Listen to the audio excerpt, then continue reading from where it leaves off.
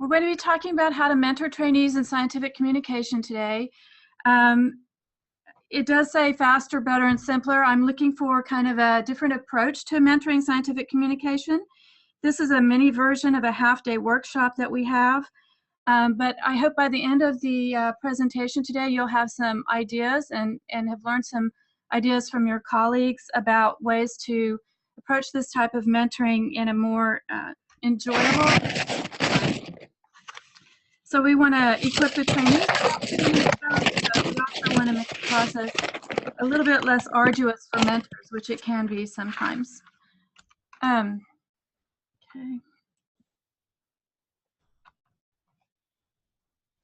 So I'd first like to make some acknowledgements. I'd like to acknowledge Dr. Christine Fund, who's the PI and Training Core Director of the National Research Mentoring Network, as you know, and Director of the Center for the Improvement of Mentored Experiences in Research.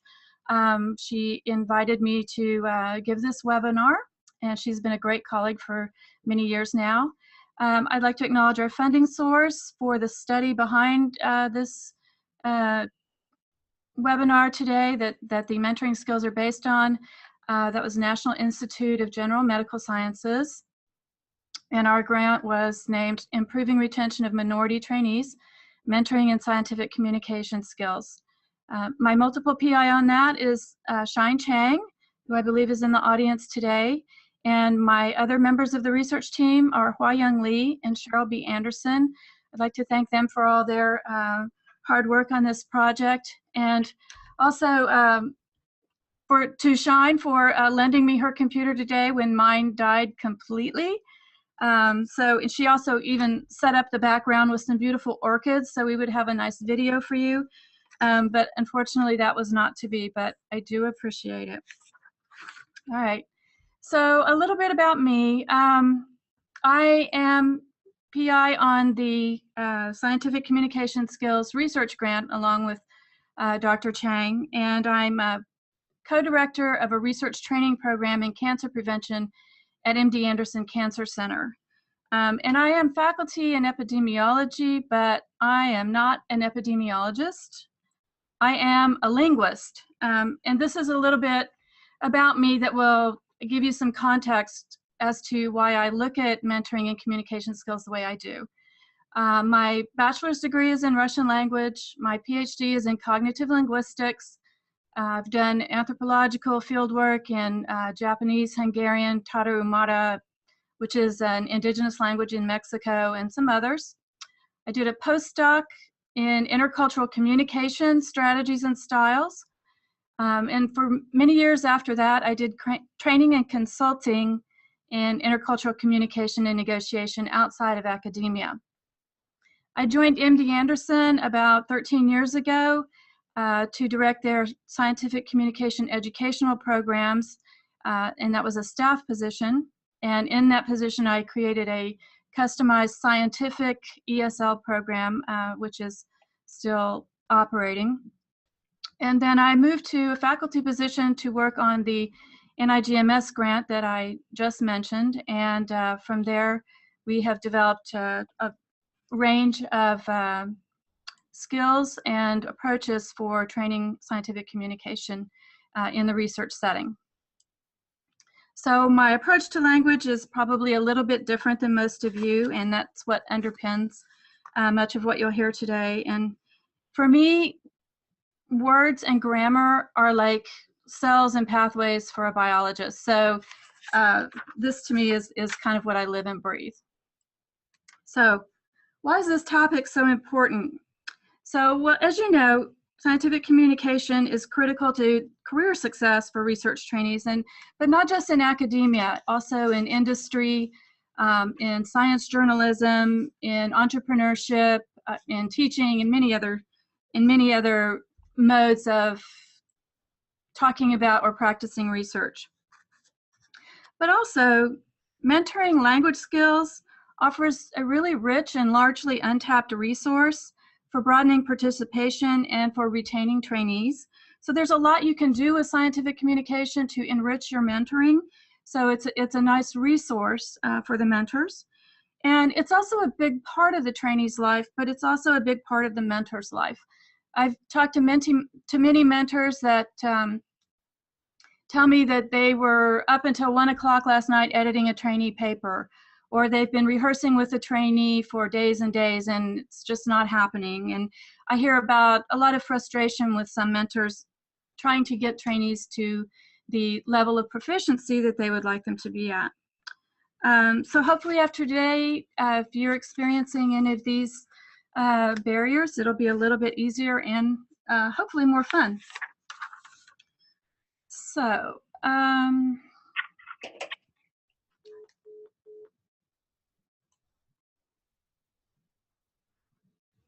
my God. Are you still there? Yes, yes, we're here. Oh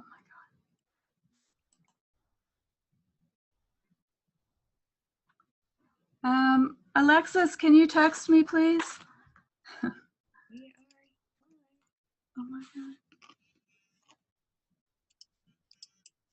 Okay, good. I'm sorry, something happened over here and I didn't know if you could hear me.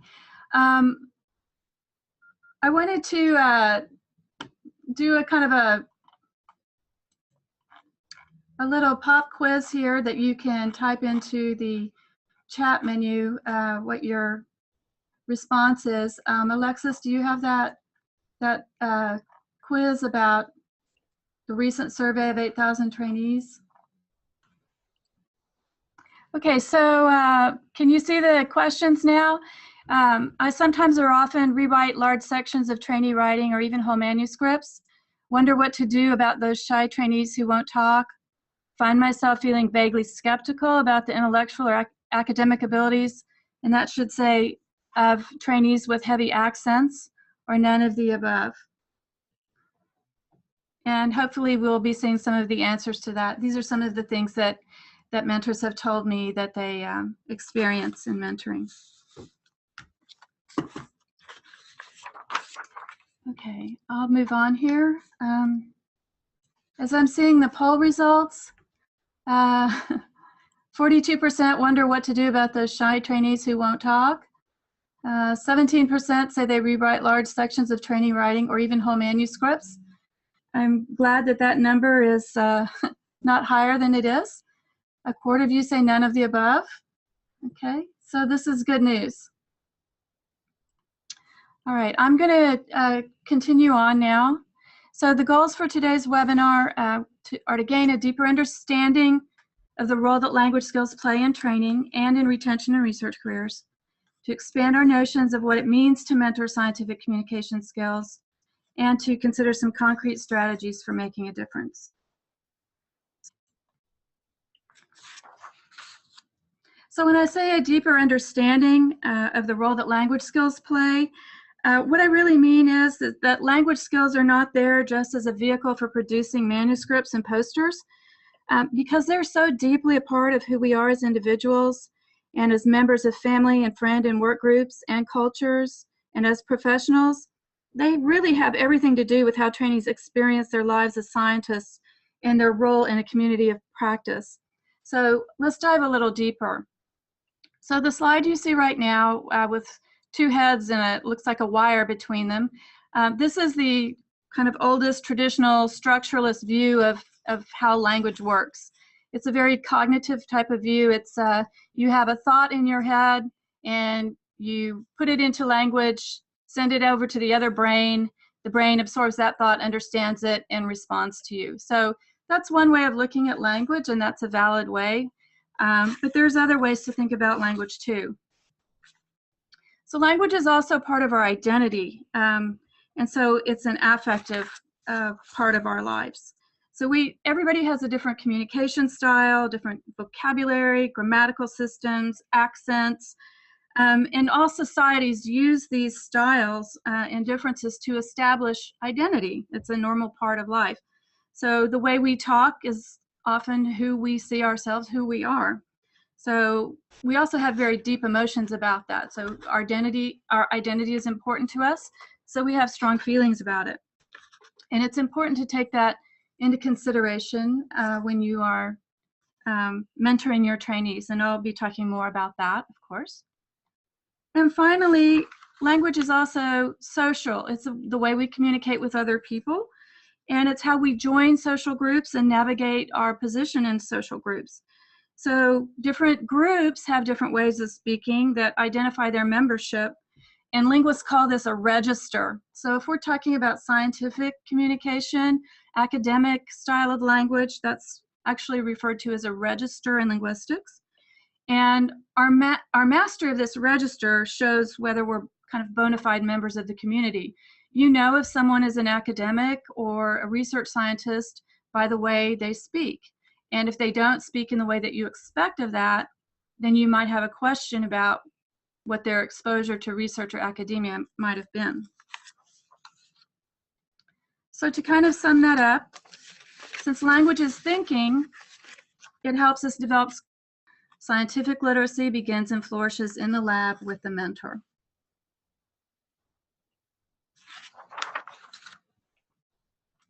Okay. Now I want to go a little bit more specifically into academia and science and language.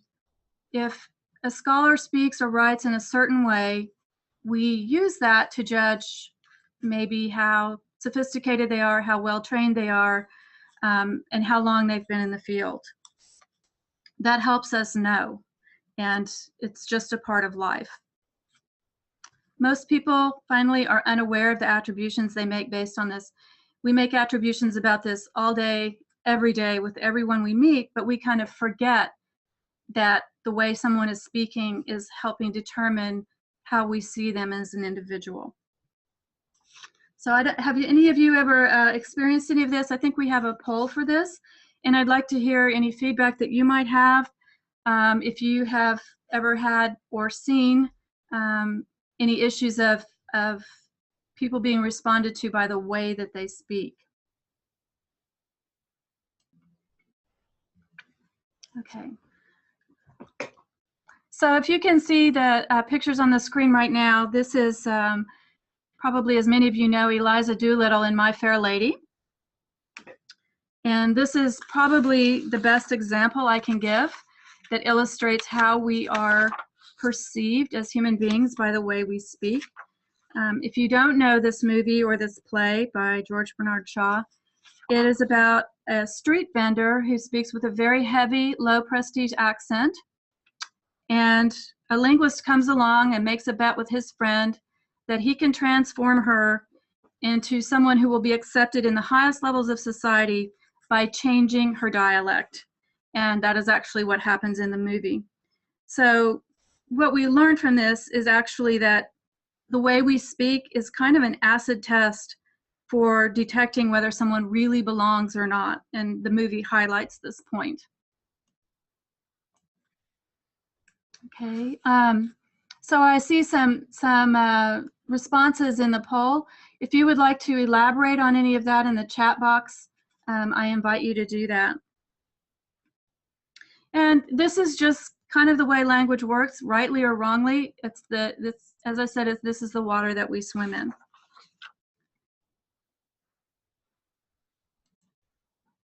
So some of the ways that language can vary, especially in academia, this is the way a linguist would look at it. There's standard English versus non-standard English.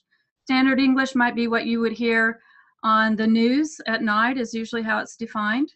There are many other ways of speaking that are not standard. Standard academic English is what you hear in the research environment. That's a little different than what you would hear in a general environment. Disciplinary language or registers are the way people of a given field speak, and those vary from discipline to discipline. So a biologist has a different way of speaking than a computer scientist might, and we distinguish that from standard academic English, SAE. Then there's dialect, which is geographical, and sociolect, which is an ethnic way of speaking, and these are usually compared against the dominant or so-called prestige variety. And then, of course, non-native speakers versus native speakers, which non-native speakers now, I believe, are in the majority in the biomedical science research environment. So they're an important group too, and not a minority. And I also want to emphasize that the dialect variations and sociolect variations, in fact, most of these different varieties, it's not just the vocabulary, it's not just the accent, it's not just the grammar, it's all of those, it's communication style, it's the way we respond in a conversation, it's how fast we speak, it's how much we speak up, how direct or indirect we are, how much emotion we put into the language. All of those things are variations that reveal part of the way we were raised speaking a certain variety of our language. So it goes much farther than just vocabulary or accent, and I want to keep that in mind. So this is where I grew up. This is Winfield, Kansas, the main street in the Daylight Donut Shop. And so the people that I learned language from, my elders or people that I would imitate in speaking, hung out at the Daylight Donut Shop. And that's how I learned to speak what I thought was a normal English. And then I went to Rice University, and they spoke a little bit different here. My parents don't even know about this room that you see in the picture here with the faculty in it. So I had to kind of learn myself how to speak in this environment, and it takes time. So everybody is raised speaking a certain style. Some people are raised by these faculty that you see in the picture, and so they maybe have a little bit of a head start on this kind of way of speaking, or this variety of language that's spoken in the research environment. But other people have to come a farther distance. And I have a story about a friend of mine. Her name's Donna. She's from Tennessee, and she has a very heavy Appalachian accent. And she is a nurse executive. She has a master's degree. We were talking about dialect one time, and she told me that when she had been a little bit younger, she was in Pennsylvania in a store, and she was talking to the cashier, and the cashier said, "Where are you from?" because of the way she spoke. And my friend said, "Tennessee." And then she said that the cashier looked around the counter at her feet to see if she was wearing shoes. And so we kind of laughed about that, and I thought, well, maybe Donna's kind of exaggerating a little bit. And I was telling that story recently to a linguist acquaintance of mine who is from Kentucky. And she said, "Oh yeah, we get that all the time." That was a familiar story to her. So, and this woman has a PhD. So this can happen to anybody, but it does play a role in our lives.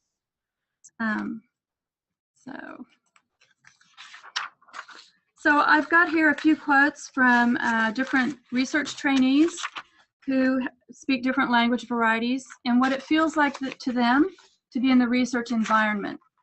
So this first one is a first-generation student. He's a male from well-represented group.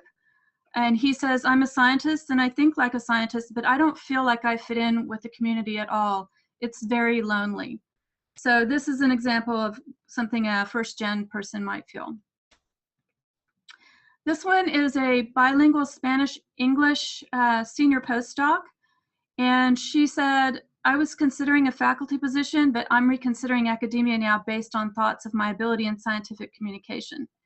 She said this in an interview, and she said this despite the fact that her mentor was constantly encouraging her, telling her that her communication skills were excellent, that she had a future as an independent investigator, but she could not get over this feeling that she had about the way that she spoke.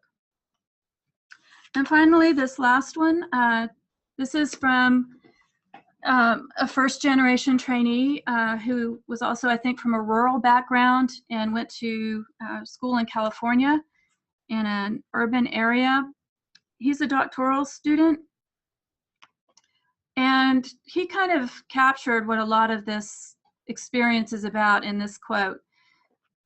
This was in a focus group, and he says, "I mean, I think particularly now as a doctoral student, I feel that people are smarter than I am or have access to a broader range of vocabulary than I have, particularly around scientific conversations, just sort of ways of talking that transfer easier for them to the writing of grants and manuscripts." So this kind of highlights, it's not just the manuscript, it's not just the conference presentation, it's all of the conversations. Do you feel a part of the community of practice? Are you included?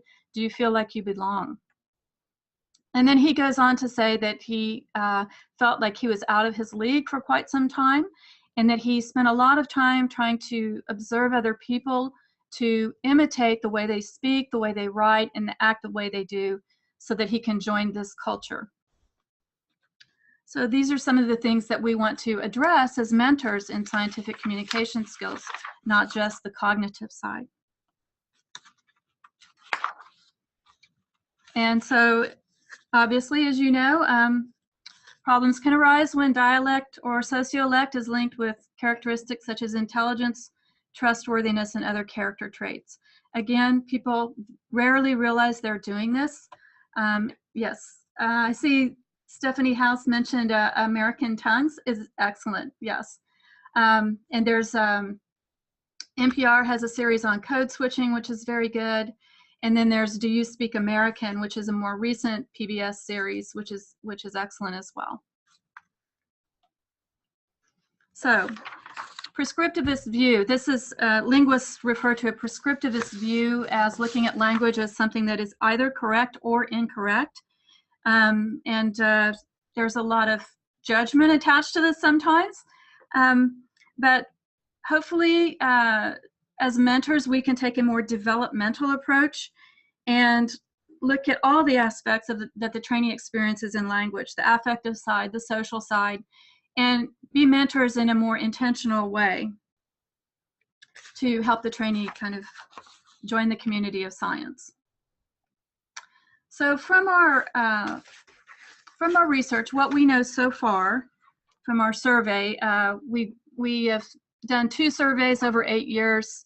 One of them was mentors and trainees separately, and it was cross-sectional. The second survey was over 4 time points and was longitudinal in paired dyads of mentors and trainees. And what we've learned from this research is that the trainee's intention to pursue an academic research career as an independent investigator is directly predicted by a combination of their outcome expectations for scientific communication. In other words, what they think will happen if they do well in scientific communication or if they pursue it. And also that their productivity in writing and speaking and presenting also directly predict their career intentions. So on the outcome expectations, we looked at positive and negative outcome expectations. So if you thought good things would happen to you, that predicted your intention to pursue an academic research career. If you thought bad things would happen in scientific communication, such as you'll be exhausted all the time and you won't have time for anything, or it'll be stressful, or you're not very good at it, that kind of also inversely was inversely correlated with intention to pursue an independent research career. On the productivity side, writing is kind of the obvious one. The more you write, the higher your career intention. Speaking here is a little bit different than presenting. In our research, presenting is giving a rehearsed, planned oral presentation. That's different than spontaneously speaking up in meetings or asking a question after a presentation. You can't rehearse that.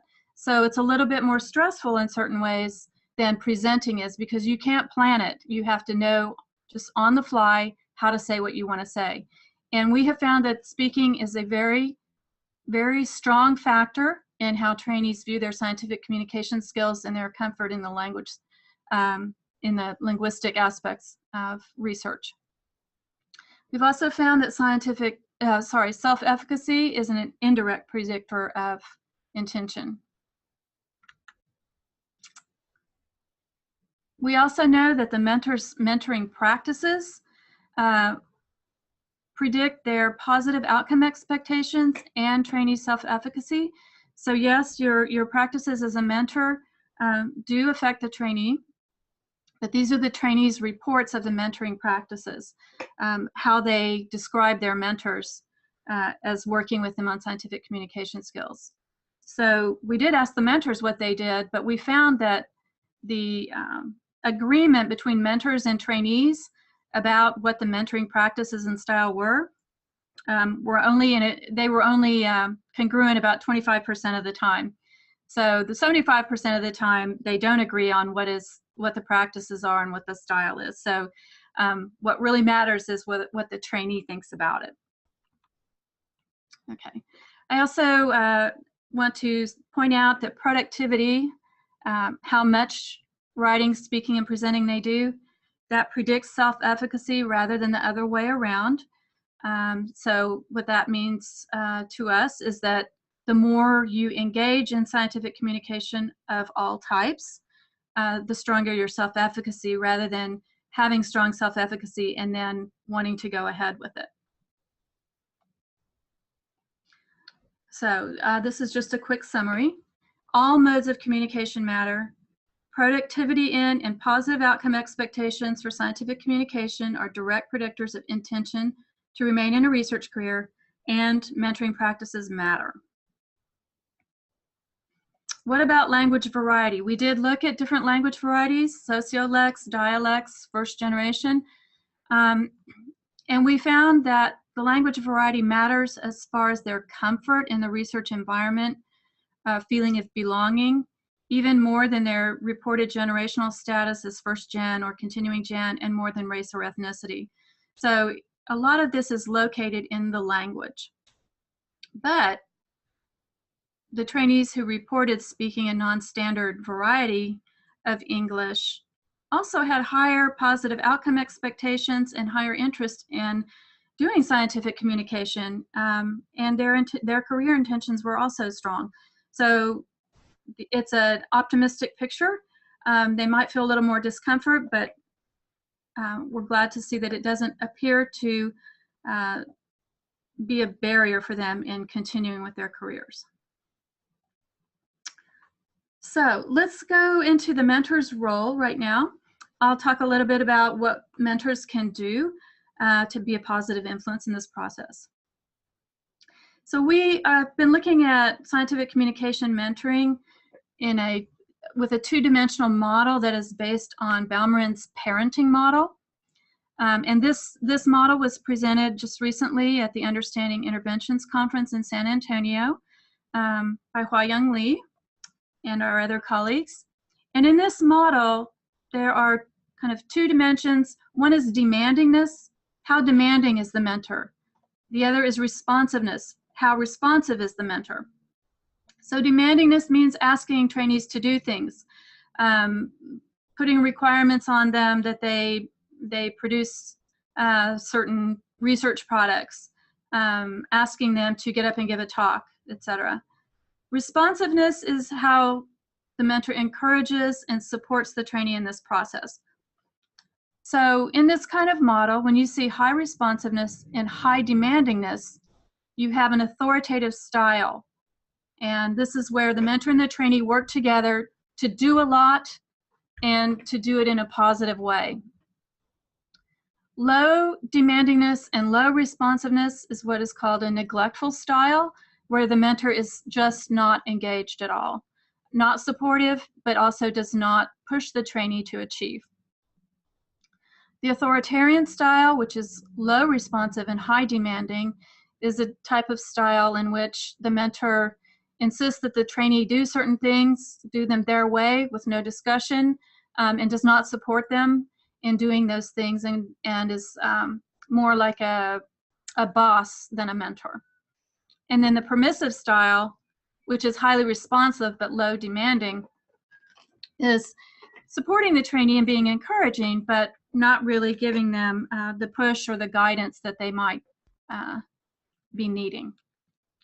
So using this model, we looked at mentoring style. Some of the items that we asked about for demandingness were things like, I have established routines and rules for my trainees. I closely supervise my trainees in their work. I'm a demanding leader. In responsiveness, I let my trainees know that I'm open to their viewpoints. I often say encouraging words to my trainees. I allow my trainees to incorporate their research ideas and interests into my research activities.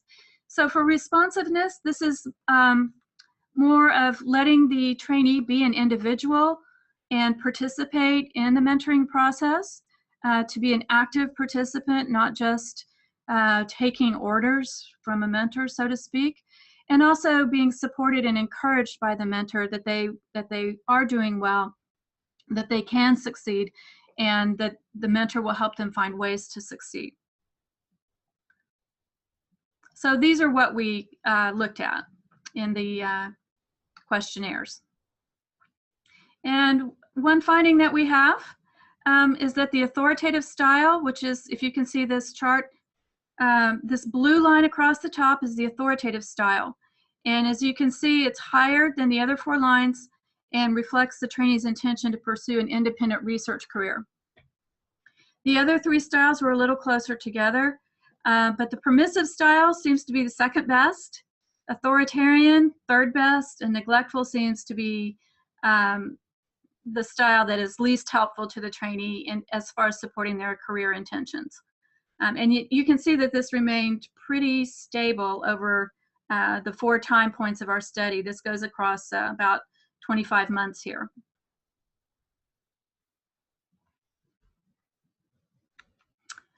So to summarize this, we think the authoritative approach is the most useful, and especially for helping maintain research career intentions, but it also is a more welcoming style for the trainee, of course. And by authoritative, we mean demanding and supportive.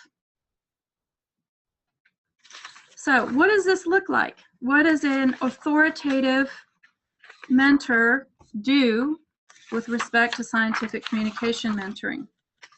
Let's talk about that. So I have 5 general principles I want to go over.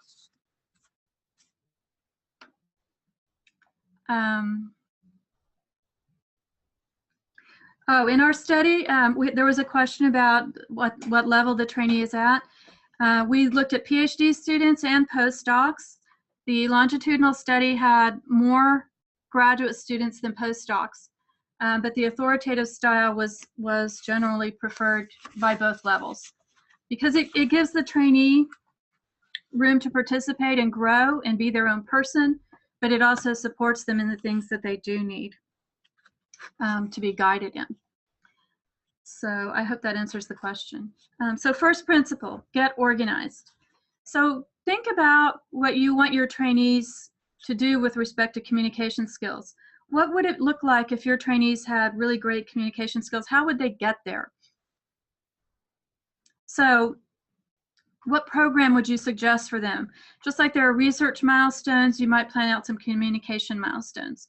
So one thing that we do in our training program, we have a minimum communication requirement for our PhD and postdocs, and that is that in the first year, the speaking commitment is to do an elevator speech of 90 seconds.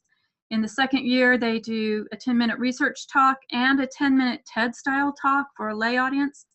In the third year, they do a job talk in addition to any other research talks.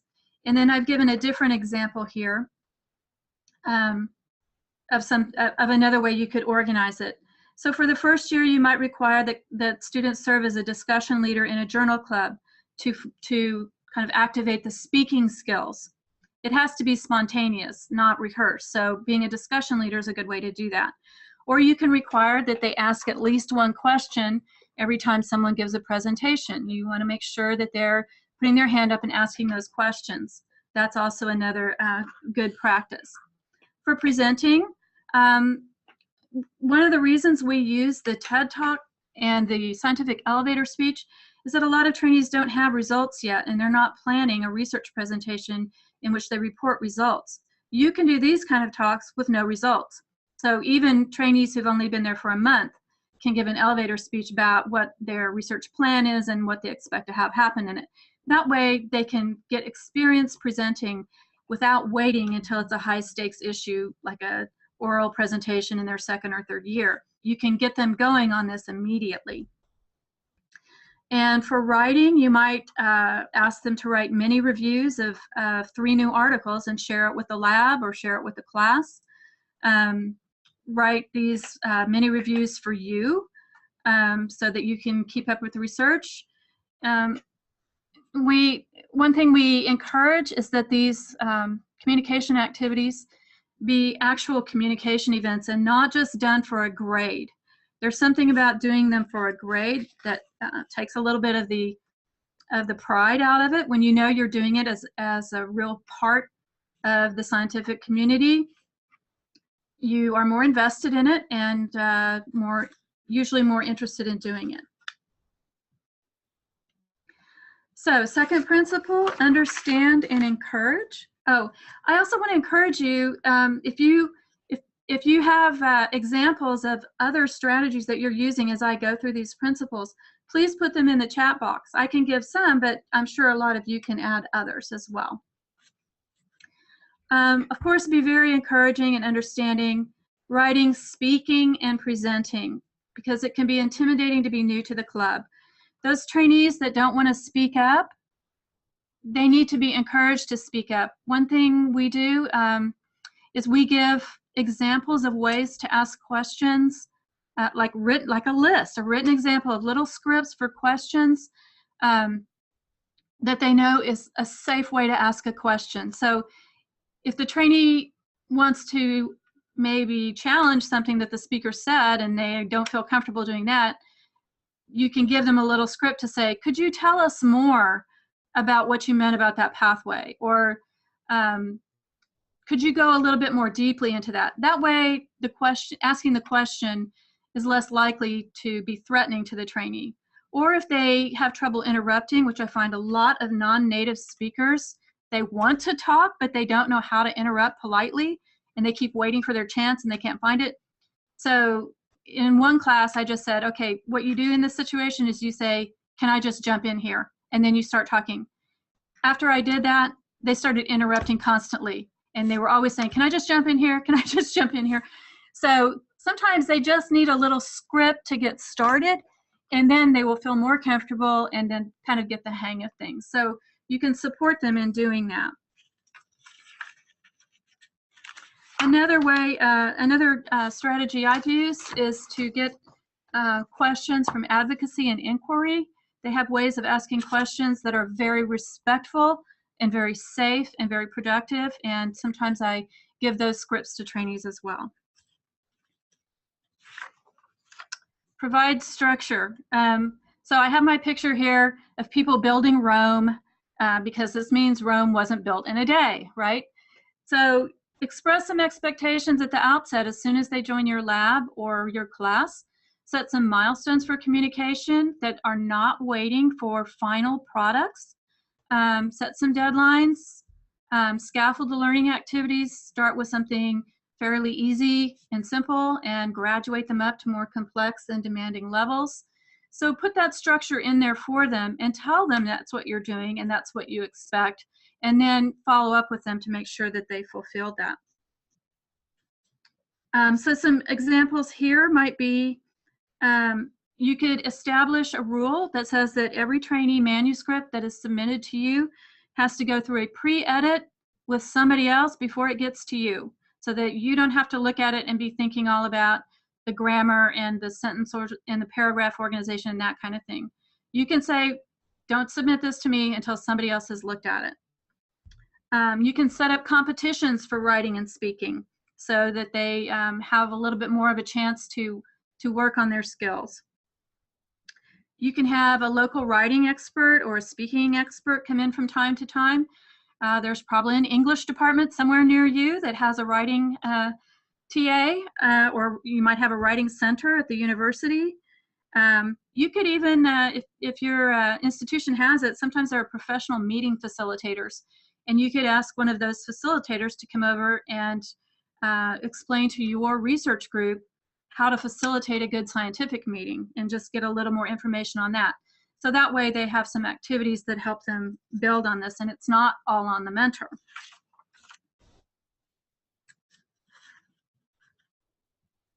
Okay, stay involved.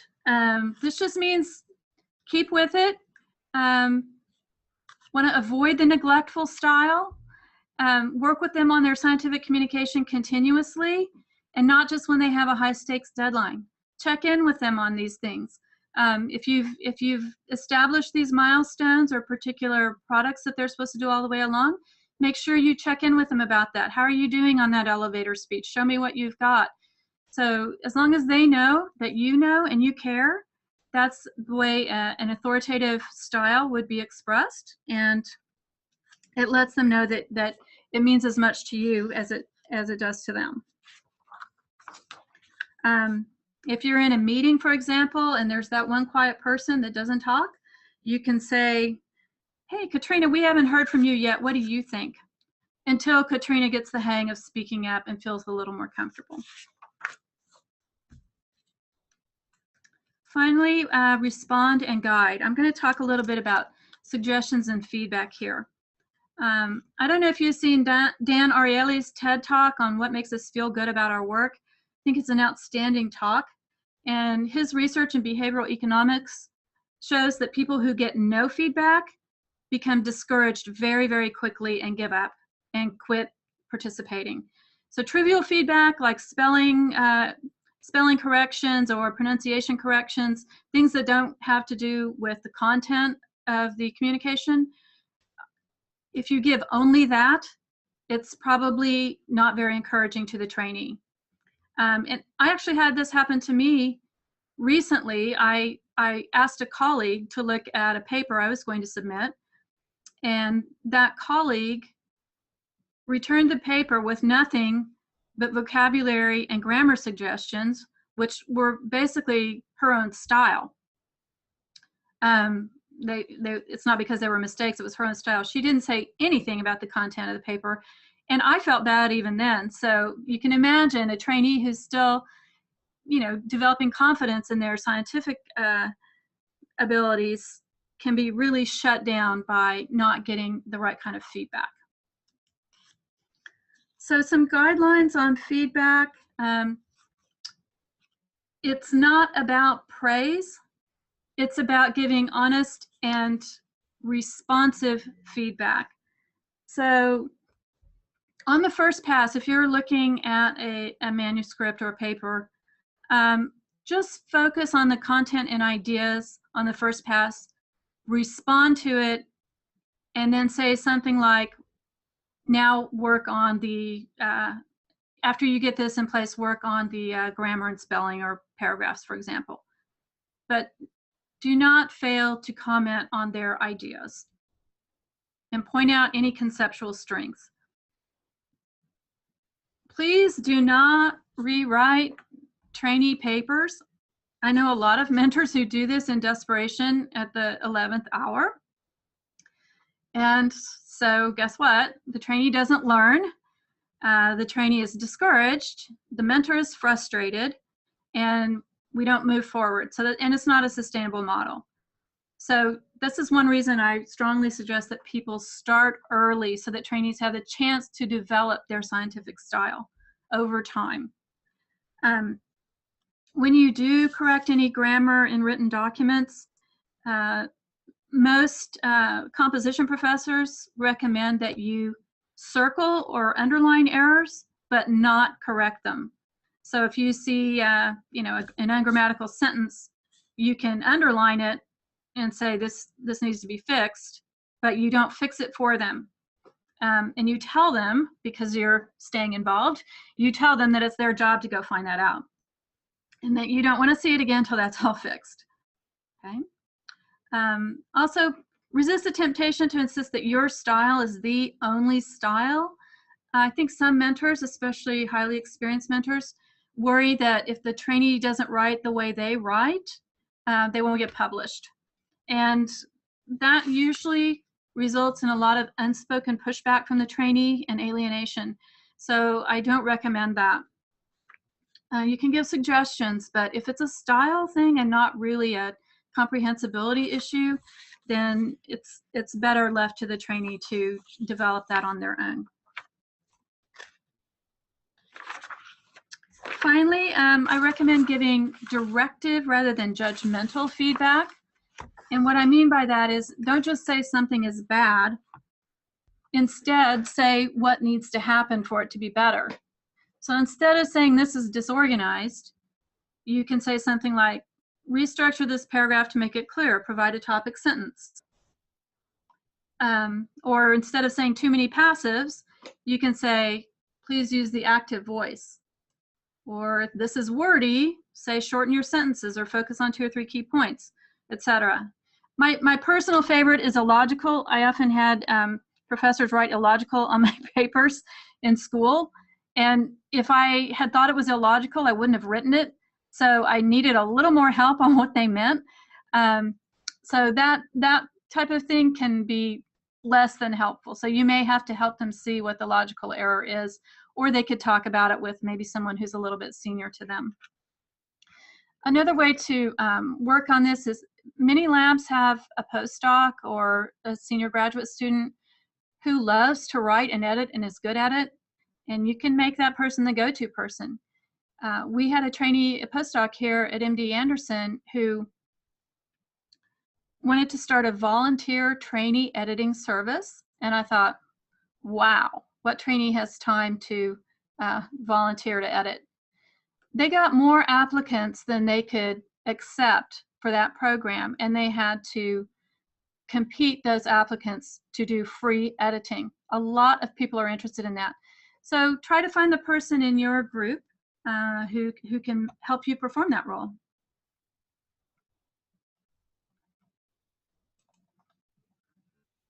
So that kind of is about it for the strategies I have today, but I would like you to enter any strategies that helped you, or if you wish your mentor had done something differently, what would have been better for you? Please enter in the chat box. I would like to hear from you.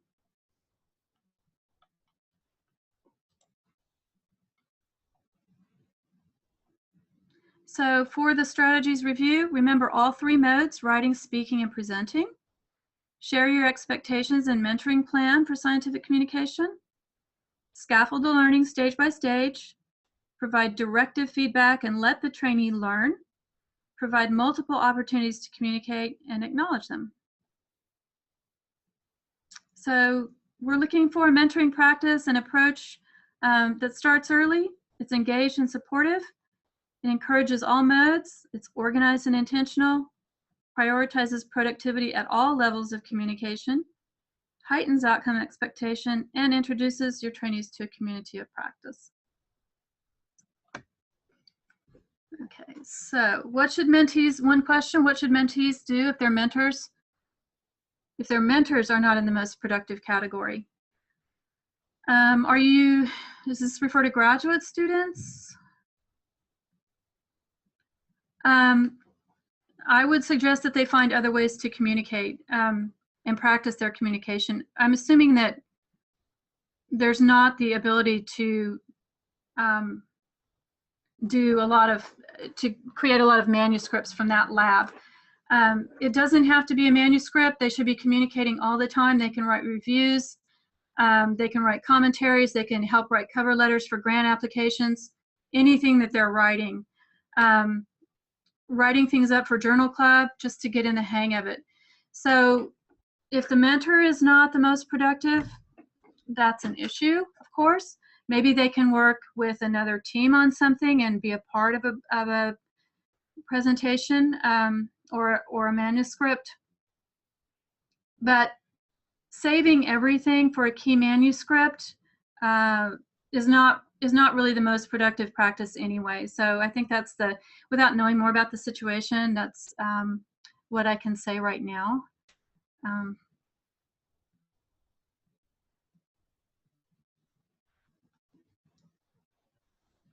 Okay, there's a suggestion about everyone practicing, not just the early career scientists.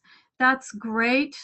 It helps people see that not everybody is perfect to start out with, or that everybody is still developing and finding better ways. That's wonderful.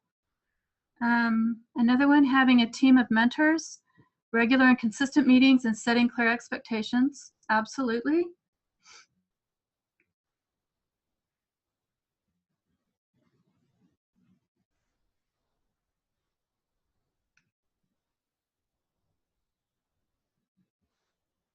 Okay, responsiveness again. I think that's a repeat. Responsiveness is being encouraging. Being encouraging and supportive while also pushing the trainee forward, which is demanding. So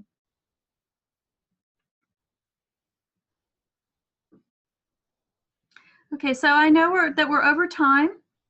How have the mentors at MD Anderson responded to your workshop? We did a pilot here at MD Anderson, and it filled up in about 1 hour.